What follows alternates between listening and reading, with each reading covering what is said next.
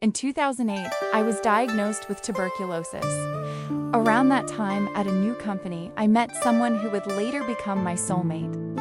For 17 years, she has stood beside me through every season of my life, in sickness and in health, in joy and in despair. She never asked for anything except that I be well, at peace, and truly happy. Because of pulmonary tuberculosis, I spent the first 2 months of treatment isolated in a separate room, away from my young son and my husband's family.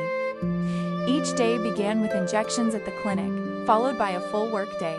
No one at the company knew about my illness. I kept it hidden. Walking into work felt like floating on air, my body weak, my mind foggy, yet I pushed myself to finish every task. At the time, I worked as a trainer for new employees, introducing production processes and teaching workplace rules.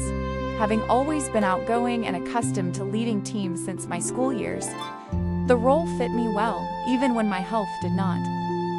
That same year, my already fragile body gave in again. I contracted dengue fever, likely because my immune system had not yet recovered from tuberculosis. Dengue typically lasts about 7 days. Every day, that same colleague, the one who would later mean so much to me, called to check on my condition. Back then, we were barely more than co-workers among hundreds of new faces. And then the second night of the fever, I suffered a seizure while completely alone. I was colder than I had ever been, even colder than during childbirth. I tried to call for help, but when I pressed the familiar number 1, he turned off his phone, and my hands could no longer hold it.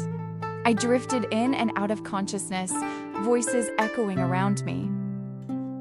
And then morning came. I woke up in a white hospital room, safe, alive.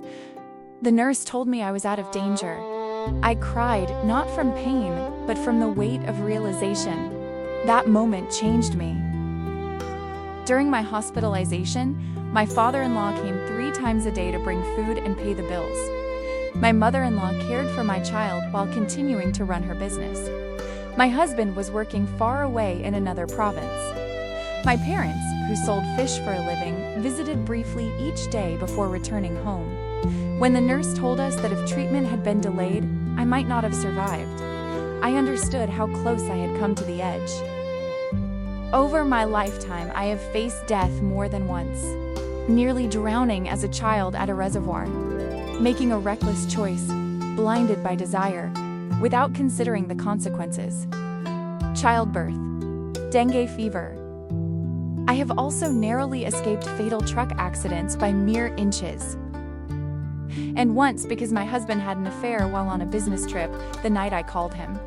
He turned off his phone. I lived in a state of despair, constantly anxious, and afraid that I would lose him and leave my child alone. When we both went for AIDS testing and waited for the results, the ordeal of my life, I just stayed silent, crying, looking at him, and he cried too. Were those belated tears?